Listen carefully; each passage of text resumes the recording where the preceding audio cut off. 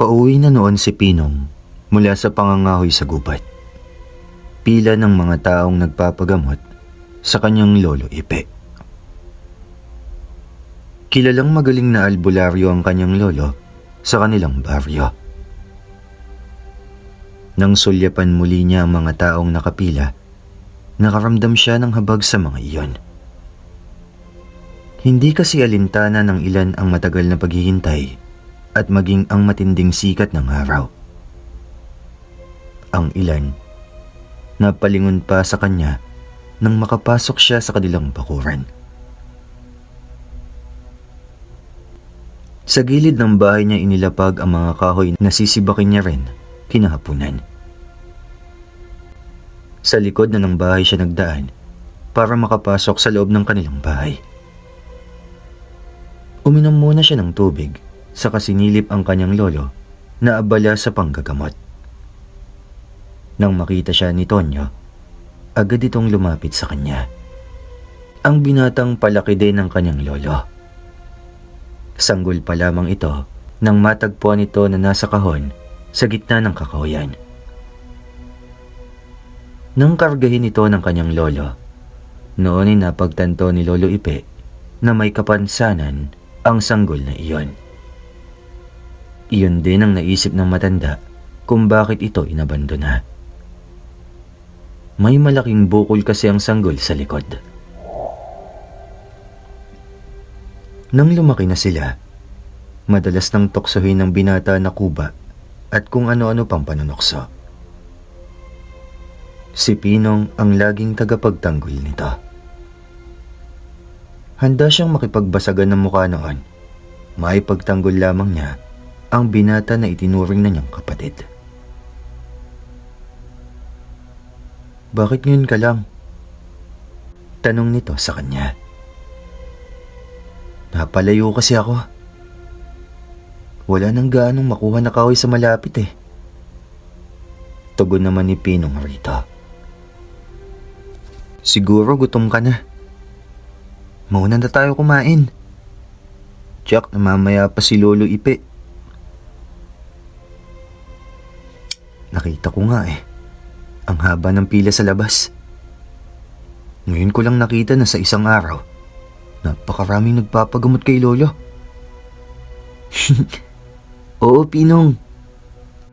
Narinig ko nga kanina, yung iba sa kanila, mula pa sa malayong lugar. Bumiyahe ng ilang oras para lang magpagamot kay Lolo Ipe. Talaga? Hindi makapaniwalang sambit ni Pinong. Muli pa siyang sumilip sa may sala kung saan naroon ang kanilang lolo. Kapag daka, niyaya na niya si Tonyo na pumunta ng kusina.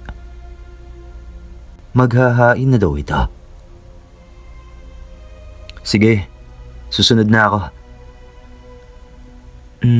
Anong niluto mong ulam?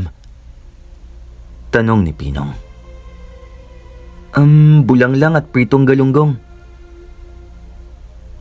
Tugon ni Tonyo.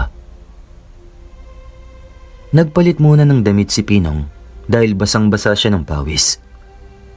Ilang sandali lang, dumulog na rin siya sa lamesa. Bigla siyang natakam sa nakahain na umuusok pang sabaw ng bulanglang.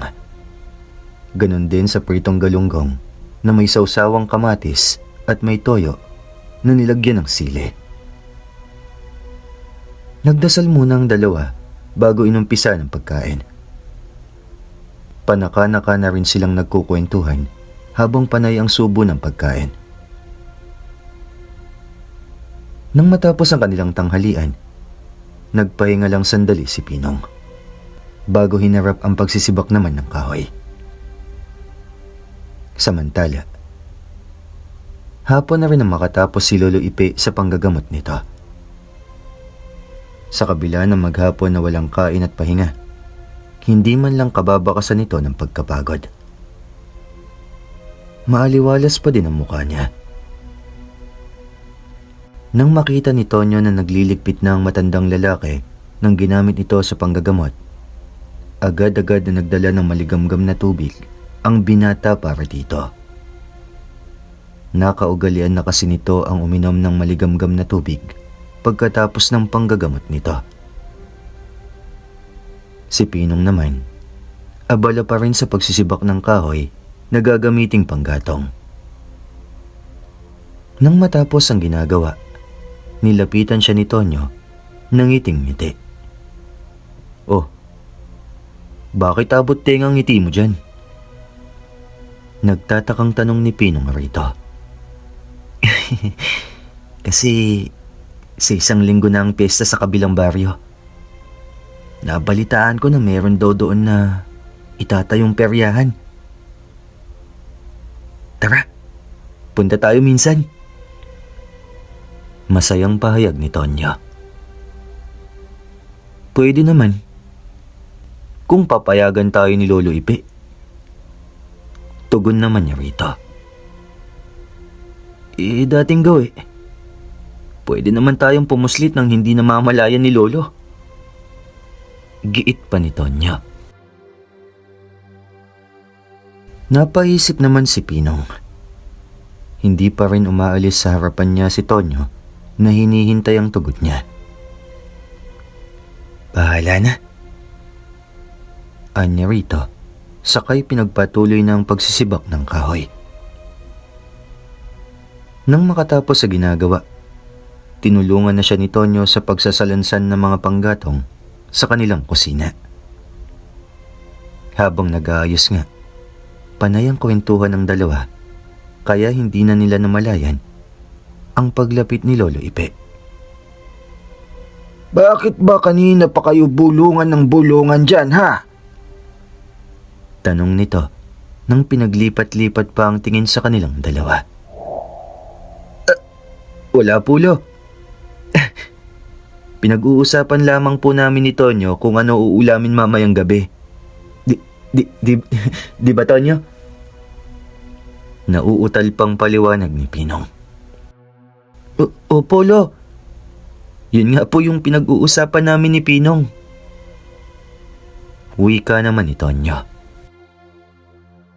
"Ganun ba? Kayong dalawa, ha? Kahit ano pang meron dyan, kung ano ang nasa hapagkainan natin, kainin nyo.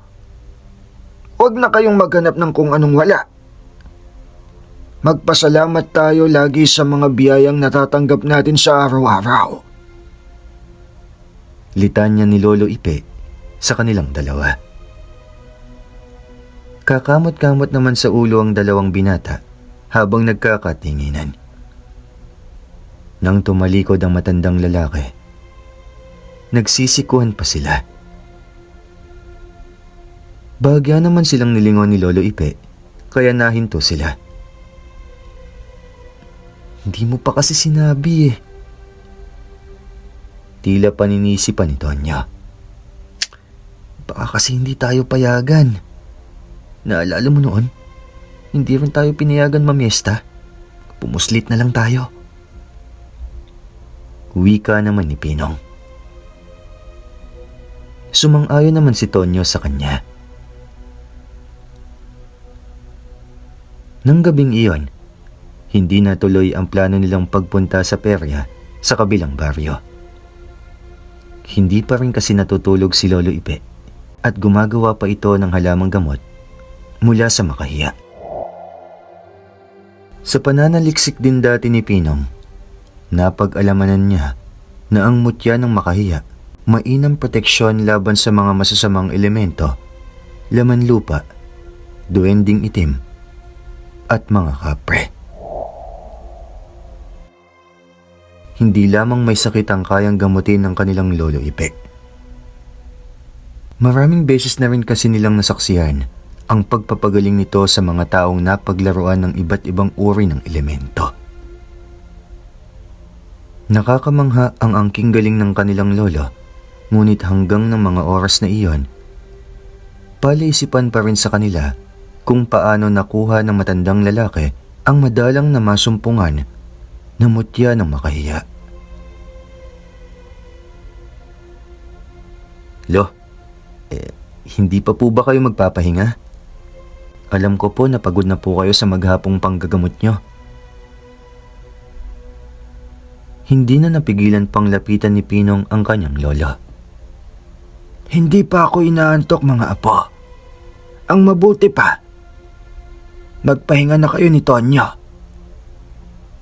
Wika nito na hindi man lang sumusulyap sa kanya. Patuloy lamang iyon sa kanyang ginagawa. Sige lo mauuna na po kami magpahinga ni Tonyo. Turan ni Pinong. Saka na niya niyaya si Tonyo na pumasok na sila sa loob ng kanilang silid. Kinabukasan, tilaok ng tandang ang nagpagising kay Pinong. Pagtingin niya sa higaan ni Tonyo, wala na ito roon.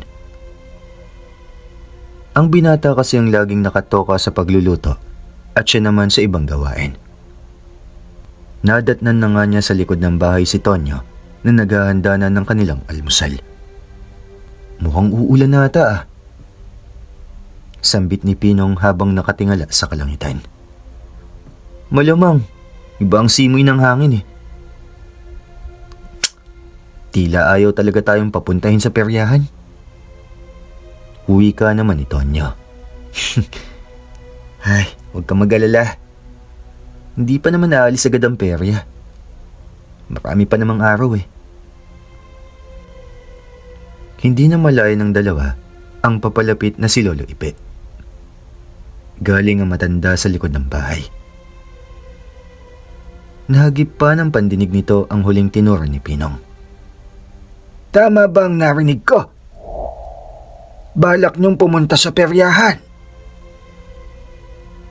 Pareho pang nagulat ang dalawa. Sabay lingon sa kanilang lolo. Nagkatinginan pa sila na waring nagtuturoan kung sino ang unang magsasalita. Sa huli, si Pinong naman ang nagpaliwanag. Kasi Polo, hindi po ba? Piyesta na sa isang linggo sa kabilang baryo. Gusto sana namin ni Tonyo na pumunta sa peryahan. Mabilis na paliwanag ng binata. Alam niyo naman na ayaw kong gumagala kayo sa gabi. Alam niyo na delikado ang panahon ngayon. Gusto ko lamang kayong ingatan. Wika naman ni Lolo Ipe na mababakas agad ang pagtutol nito. Hindi naman po kami magtatagal. Hindi naman po kami magpapaabot ng hating gabilo. Giit pa ni Pinong. Huwag niyo nang ipilit ang gusto niyo, Pinong. Baka yan pa ang ikapahamak niyong dalawa. Bakit hindi niyo na lamang hintayin ang pestahan dito sa baryo natin? Kaysa naman dadayo pa kayo sa ibang baryo. Lo, matagal pa po yun. 3 buwan pa. Tsaka naiinip na rin po kasi kami ni Tonyo. Huwag niyo sanang isipin na pinaghihigpitan ko kayo. Pero para din naman ito sa inyo. Kaya mga apo, huwag niyo nang ipilit. Pinal na tura ni Lolo Ipe sa kanila bago ito naglakad palayo. Isang buntong hininga naman ang pinakawalan ni Lolo Ipe nang mapag-isa. Bigla rin siyang napaisip ng mga binata na nga pala ang apo at ang kanyang ampon. Natural na sa mga ito ang maganap ng mapaglilibangan. Isa na nga roon ang pagpunta sa mga peryahan na kinahihiligan ng mga kabataan sa kanilang lugar. Naalala tuloy niya ang pagtakas ng mga ito dati. Muntik nang mapahamak ang mga ito nang sundan sila ng isang tiktik nung pauwi na sila. Mabuti na lamang, sinundan niya ang mga ito at nakasalubong sa daan. Walang kamalay-malay ang mga ito sa panganib na nakaabang sa kanila. Kakatapos lang nila noon ng almusal nang dumating si Pedring, ang kababaryo nila. Balisa ang may edad ng lalaki at halos hindi maintindihan ang kanyang sinasabi. Huminahon ka muna, Pedring. Ano ang pakay mo sa akin? Tanong ni Lolo Ipe, kahit batid na nito kung bakit naroon ang kababaryo. Yung anak ko kasing si Andang. Ilang araw nang may sakit. Tuwing inilalabas namin siya ng bahay, nagwawala siya. Kaya ikaw na lang sana ang pumunta sa bahay namin. Sige. Hintayin mo na ako. May kukunin lang ako sandali. Nakasalubong pa niyang dalawa sa may sala. Namataan ang mga titig nito sa kanya na tila ba may gustong sabihin. May kailangan ba kayo? Lo, gusto po sana naming sumama. Kung ayos lang sa inyo. Turan ni Pinong sa nag-aalalang tono. Pwede naman. Sige. Sumama kayo sa akin.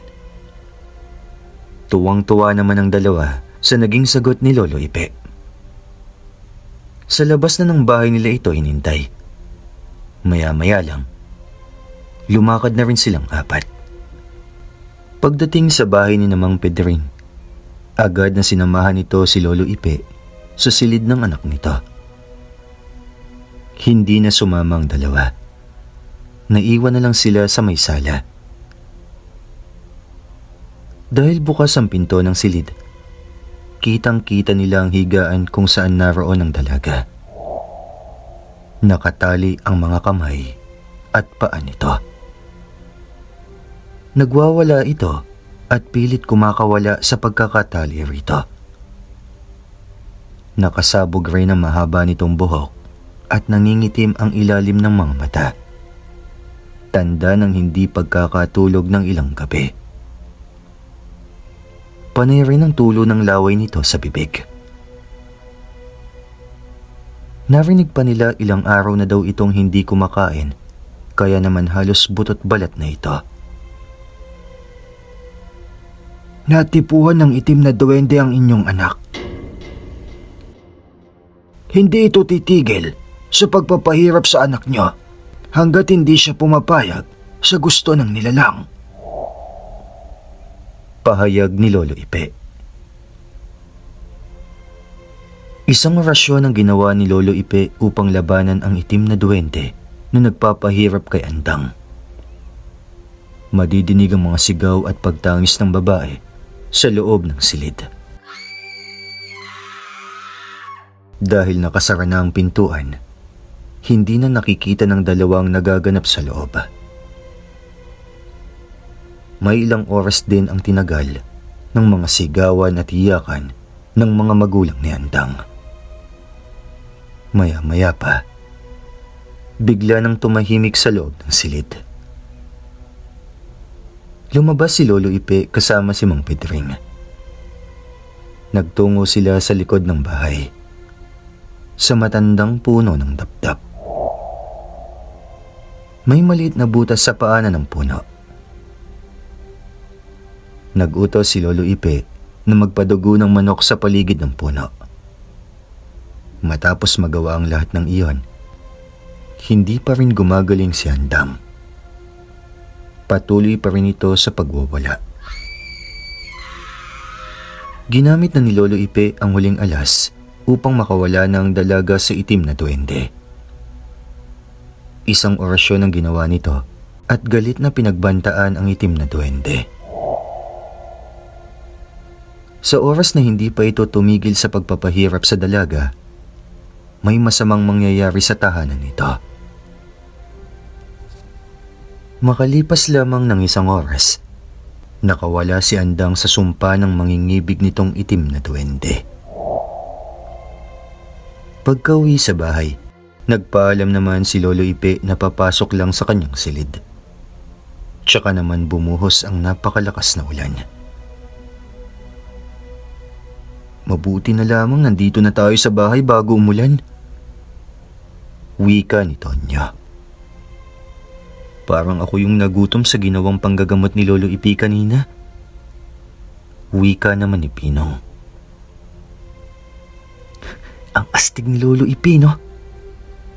Ang astig talaga ni Lolo Ipi kanina. Kaya tanyag siya sa pagiging mahusay na albularyo dito at sa ibang lugar. Tura naman ni Tonyo na puno ng pagmamalaki ang tinig. Habang naghahaponan sila, biglang binanggit ni Lolo Ipe ang patungkol sa peryahan sa kabilang bayan. Hindi tuloy maiwasan na malungkot na naman ang dalawa dahil batid nila na hindi na sila makakapunta pa. Ngunit nagulat na lamang sila sa mga sunod na sinabi ni Lolo Ipe. Gusto niyo ba talagang pumunta ng peryahan sa kabilang baryo? Ho? Oo naman po. Nagulat pang sagot ni Pinong. Papayagan ko kayo. Pero mangako kayo na hindi kayo aabutin ng hating gabi sa daan. Maaga na kayo umalis dito para pagdating doon, bukas na ang peryahan. Uwi ka pa sa kanila ni Lolo Ipe. Opo, Lo. Pangako po, hindi kami aabutin ng hating gabi sa daan. Tugon pa ni Pinong na tuwang-tuwa. Maging si Tonyo, abot tenga ang ngiti sa labi dahil pinayagan na silang magtungo sa peryahan. Kinabukasan, maagang tinapos ng dalawa ang mga gawain nila sa bahay. 4:00 pa lamang ng hapon, nakagayak na sila. At malayo-layo din ang kanilang lalakarin para makarating doon. Nung nagpaalam na sila, lumapit sa kanila si Lolo Ipe at hinawakan ang kanilang bunbunan. Para bang may ibinulong ito sa kanila na ito lamang ang nakakabatid. Mag-iingat kayo sa paglalakad niyo. Yung bilin ko, huwag niyong kakalimutan. Opo, Lo. Magkapanabay pang tumugon ng dalawa bago lumakad paalis. Malayo nang nalakad ng dalawa nang lumingon si Pinong. Naroon pa rin ang kanilang lolo sa kinatatayuan nito kanina at nakatanaw pa rin sa kanila. Halos 3 oras din ang nilakad nilang dalawa. Pahinto-hinto rin kasi sila dahil napapagod si Tonyo. Ang bigat kasi ng daladalahin ko eh. Pabiro pa nitong wika na ang tinutukoy ang maumbok niyang likod. Tumawa na rin si Pinong. Naalala pa ng binata noon na madalas umiyak si Tonyo tuwing nababanggit ang pagiging kuba nito. Ngayon, tanggap na nito ang kanyang kapansanan. Nagagawa na nga nitong magbiro. Pagdating nila, marami ng tao sa peryahan.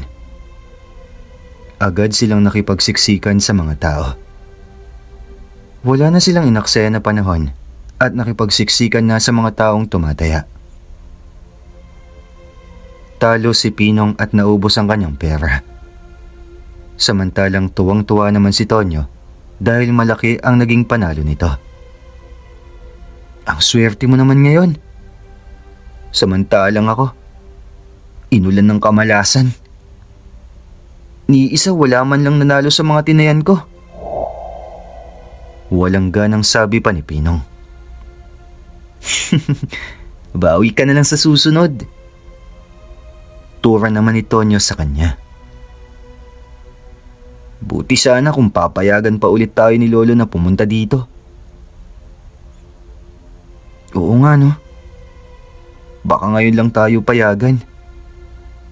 Ang mabuti pa, ililibre na lang kita ng maiinom. Agad namang pumayag si Pinong. Kanina pa rin kasi siya nakakaramdam ng pagkauhaw. Naubos na rin kasi ang tubig nilang dala. Hindi lang inumin ang binili ni Tonyo. Bumili na rin ito ng nakatuhog na pagkain na hindi pamilyar sa kanila. Ilang sandali pa. Pagkatapos mabusog, Nagyaya na rin si Pinong na umuwi na sila. Naalala niya kasi ang pangako sa kanyang lolo Ipe. Ngunit humirit pa si Tonyo na tataya pa ito.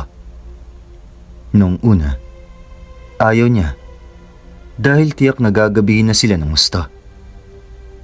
Ngunit sa bandang huli, napapayag na rin siya nito. Sunod-sunod na taya ang ginawa ni Tonyo, ngunit sa kasamaang palad, sunod-sunod din ang pagkatalo nito.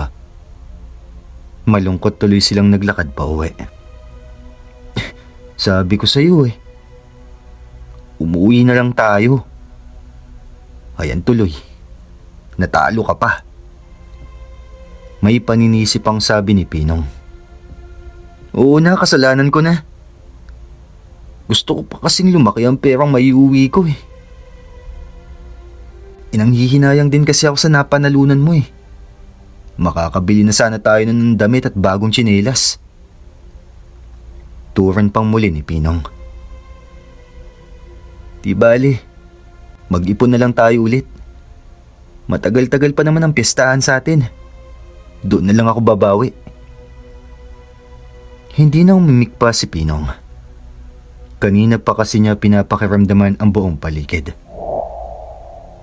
Kanina, pag-alis pa lamang nila sa peryahan, nakaramdam na siya kaagad ng matinding kaba. Ayaw lang niya iyon ipahalata kay Tonyo. Nagpapaling-paling siya ng tingin sa paligid. Puro mga puno at mga halaman ang kanilang nadaraanan. Malayo pa sila sa kabahayan. Tumingala pa siya sa buwan na tanging tumatanglaw sa kanilang dinaraanan. Nakakatakot pala ang lugar na ito kapag ganitong gabi. Hindi na nakatiis na sambit ni Tonyo. Huwag ka matakot. Kasama mo naman ako Tsaka malapit na rin naman tayo sa mga bahayan. Alam mo, Pinong, kanina pa tumatayo ang balahibo ko sa katawan. Pakiramdam ko may mga matang nakatingin sa atin. Guni-guni mo lang yun. Hindi ka sanay ng ganitong oras na nasa labas pa ng bahay. Dama ni Pinong ang takot sa kasama. Ganon din kasi ang kanyang nararamdaman, pero pilit lang niya iyon nilalabanan. Binilisan na lang nila ang mga hakbang upang makauwi na. Tiyak na nag-aalala na rin sa kanila ang kanilang lolo Ipe. Panigurado na may sermon sila pagdating dahil sa hindi nila pagtupad sa pangako. Kung kailan naman malapit na sila sa bahayan, may dalawang lalaki ang biglang sumulpot sa kanilang daraanan. Hindi nila masyadong maaninag ang mga mukha nila. Bumulong si Pinong kay Tonyo na diretso lang sila at wag nang pansinin pa ang mga ito. Naisip kasi niya na baka pauwi na rin ang mga ito. Baka sandali lamang tumigil upang magpahinga. Tumabi pa sila at sa gilid dumaan dahil naukupanan ng mga ito ang daanan. Ramdam ni Pinong ang pagsunod ng mga tingin ng mga ito sa kanila. Halos pigilan na rin niya ang paghinga. Ganoon din si Tonyo na matatakutin pa kaysa sa kanya.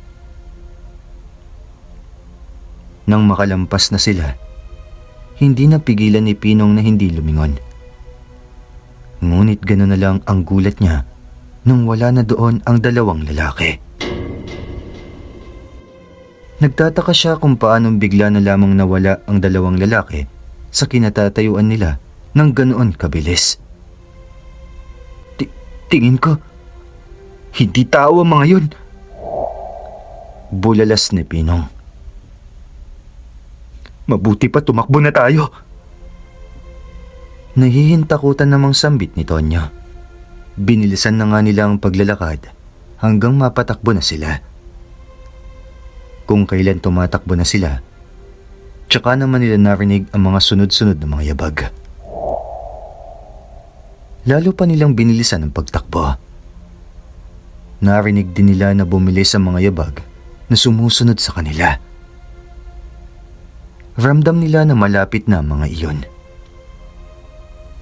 Nang makarating sila sa kabahayan, kinatok nila ang pinakaunang bahay.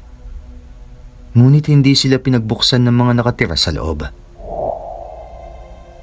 Sunod-sunod na bahay ang kanilang kinatok, ngunit ni isa, walang nagbukas.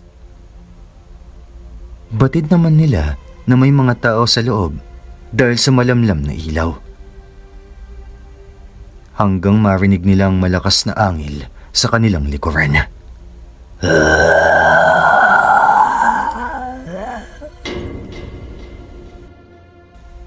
Napayakap na lang sa isa't isang dalawa habang nanginginig sa takot. Ang dalawang nilalang kasing nasa harapan nila may nakakatakot na anyo. Malalaking bulas ng aso ang mga iyon.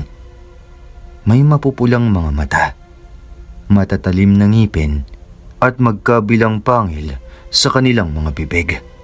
Mahaba at matatalas na kuko sa mga paa. Sumisingasing sila habang nakatitig sa dalawa. Lalo silang nahintakutan nang umatungal lang sabay ang mga ito. Nangakmang dadaluhungin na sila ng isa. Pareho na lang silang napasigaw. Ngunit ang inaasahan nilang sakit sa pag-atake ng nilalang, hindi nangyari. Pagmulat ng kanilang mga mata, nakita nilang nakahandusay na sa lupa ang nilalang na gusto silang lapain. Napalingon sila bigla sa bagong dating. Mabuti na lang, hindi ako nahuli ng pagdating. Kung hindi ay naging hapunan na sana kayo ng mga aswang. Wika ni Lolo Ipe. Lolo, buti po dumating kayo. Magkapanabay pang bigkas ng dalawa, sabay takbo sa tabi ng matandang lalaki. Si Lolo Ipe naman, pinatabi sila saka humakbang sa dalawang nilalang. Nakabangon na muli ang isa sa kanila at lalong nanlilisik ang mga mata sa pagkakatitig sa kanila. Noon lamang napansin ng dalawa na hawak ni Lolo Ipe ang buntot pagi nito na minana pa sa lolo nito nung nabubuhay pa. Bihira lang nilang makitang tangan iyon ng kanilang lolo. Nito, wala naman daw kasing aswang sa kanilang baryo dahil batid di umano nila na naroon siya sa lugar na iyon. Napasigaw pa sina Pinong at Tonyo nang sabay na dumaluhong ang dalawang aswang sa kanilang lolo. Ngunit bago pa man makalapit ang mga iyon, mabilis nang iwinasiwas ang hawak na buntot ng pagi. Nangingisay na bumagsak ang mga ito sa lupa habang umuungol dahil sa sakit. Muling lumapit sa mga ito si Lolo Ipe. Makailang ulit nitong hinampas ng buntot pagi ang mga aswang hanggang manghina at tuluyan ng hindi makagalaw. Napatulala na lamang sila Pinong at Tonyo sa nasaksihan nilang bangis ng kanilang lolo. Iyon kasi ang unang pagkakataon na nasaksihan nilang nakikipaglaban sa aswang ang matandang lalaki. Noon din nila napagtanto na totoo ang naririnig nilang usapan tungkol sa kanilang lolo na berdugo daw ito ng mga aswang noong araw. Lalo pa nilang nabatid na wala pa ring kupas ang galing nito sa pakikipaglaban. Huwag na kayong matakot. Wala na sila. Tara nang umuwi sa bahay. Wika ni Lolo Ipe na tila pangkaraniwan lang ang ginawa nito. Tanging pagtango na lamang ang naisagot ng dalawang binata. Bago humakbang paalis, sinulyapan pa ni Pinong ang dalawang aswang na hindi na gumagalaw. Hindi niya tiyak kung wala na ba talaga itong buhay. Habang naglalakad, ang ilang bahay sa paligid ay nagbukas ng bintana. Marahil, nakita ng mga ito kung paano nilabanan ng kanilang lolo ang dalawang aswang. Pagdating sa kanilang bahay, kinuha ni Pinong ang garapon ng asin. Batid na kasi nila na paluluhurin na naman sila sa asin dahil sa hindi nila pagtupad sa pangako na hindi uuwi ng hating gabi. Itabi mo na yan. Tsaka ako na kayo paparusahan kapag marami na tayong asin. Sige na. Ibalik mo na yan sa kusina. Yan na lang ang asin natin eh. Wika ni Lolo Ipe. Mabilis namang sumunod si Pinong. Baka kasi magbago pa ang isip ng kanilang lola. Noon pang mga bata sila, madalas nang ganoon ang kanilang parusa tuwing nakakagawa sila ng kasalanan. Nang bumalik sa sala, tumabi si Pinong kay Tonyo sa upuan, habang ang kanilang lolo nakaupo sa pang-isang upuan na katapat nila. Hindi na kayo mga batang musmos upang parusahan ko pa sa pagluhod sa asin. Gusto kong matuto kayo sa bawat pagkakamali nyo.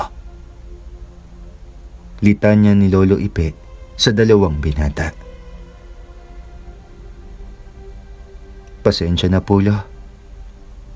Maaga po sana kaming makakauwi. Kasalanan ko po. Gusto ko pa po kasing tumaya. Kaso natalo naman po ako bandang huli. Paliwanag ni Tonyo. Huwag kayong masanay na laging magsugal. Lalo ka na, Tonyo. May hindi mabuting kapalit ang pagsusugal. Kaya ako naman kayo pinayagan dahil ayokong maramdaman nyo na pinaghihigpitan ko kayo. Kita nyo na ang naging bunga ng hindi nyo pagsunod sa aking bilin. Magiging responsable na po kami sa susunod. Wika naman ni Pinong. Numiti naman sa kanila si Lolo Ipe. Balang araw, maiintindihan nyo rin ako. Sana isa sa inyo ang magmana ng aking kakayanan.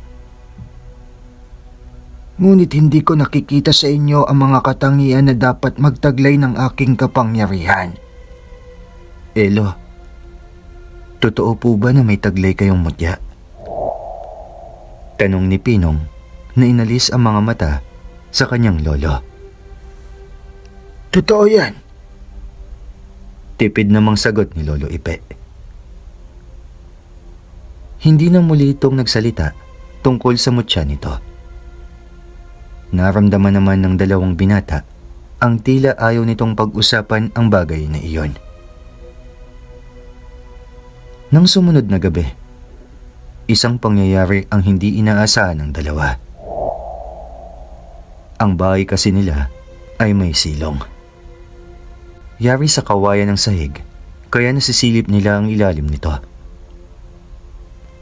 Nagkataon na wala noon si Lolo Ipe at may pinuntahan. Kanina pa nakakaamoy na masangsang na amoy si Pinong. Hinahanap naman niya iyon. Parang nanggagaling sa silong ng bahay nila. Pagsilip niya, nagulat siya dahil nakakaaninag siya ng dalawang maliit na ilaw na kulay pula.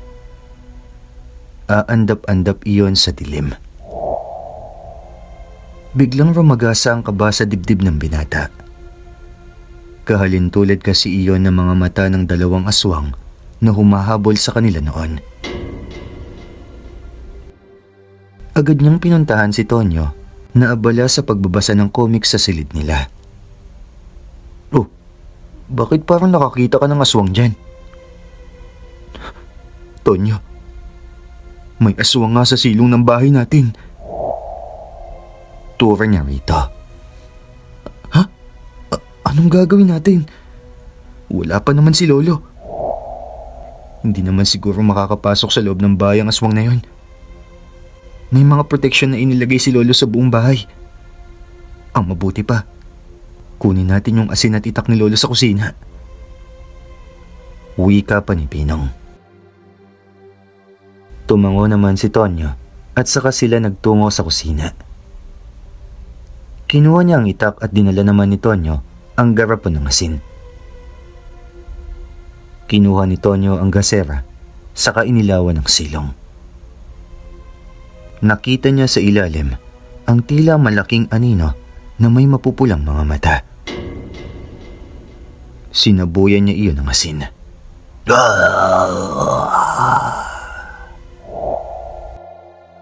Narinig naman nila ang pag-atungal nito na parang nasaktan. Nagkatinginan ng dalawang binata. Tila pareho sila ng iniisip. Pumanaog sila ng bahay habang tangan ang garapon ng asin at itak. Nasa ilalim pa rin ang aswang. Nang makita sila nito, lalong nanlisik ang mga mapupulang mata nito. Sinabihan ni Pinong na sabuyan muli ni Tonyo ang aswang ng asin na siyang ginawa naman ito. Nang tumakbo palabas ng silong ang aswang, sinalubong naman ito ng taga ni Pinong. 2 beses niya itong tinamaan sa katawan. Nang tumakbo ito palayo sa bahay nila, hindi na nila ito hinabol pa. Nang dumating si Lolo Ipe, sinabi nila rito ang nangyari. Maaaring kasamaan iyon ng 2 aswang na nakaharap ko. Baka gustong ipaghiganti ang kasamahan nila. Ngunit hindi na rin naman nasundan ang pangyayaring iyon. Wala na ulit dumalaw sa kanila na aswang. Ilang linggo na ring tahimik ang buhay nila. Pero isang araw, napansin nila ang pananamlay ni Tonyo. Wala itong ganang kumain at tuwing gabi, nilalagnat. Saan ka ba huling nagpunta? Tanong ni Lolo Ipe. Gusto kasi nitong makumpirma ang hinala. Sumama lang po ako kay Pinong na manguha ng mga panggatong. Kailangan po kasi makapag-ipon na tayo ng marami dahil malapit na po ang tag-ulan. Paliwanag naman ni Tonyo. Matindi ang pananakit ng ulo nito na para bang may nakadagan doon. Ilang sandali pa, nakatulog na ang binata. Hinayaan na lang muna ito ni Lolo Ipe.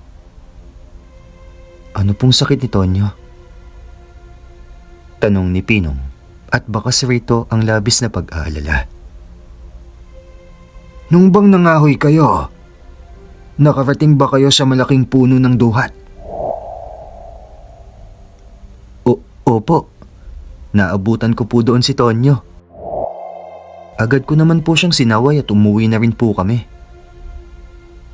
Alam ko naman po na ayaw niyo kaming nagagawi sa lugar na yon. May kinalaman po ba ang puno ng duhat sa nangyayari kay Tonyo? Sinundan siya ng kapre dito. Kanina, nakita ko siyang nakasilip sa may bintana. Ha? Ano po kaya ang pake niya kay Tonyo? Baka hindi niya sinasadya na nagambala niya ang kapre. Huwag kang mag-alala. Ako na ang bahala.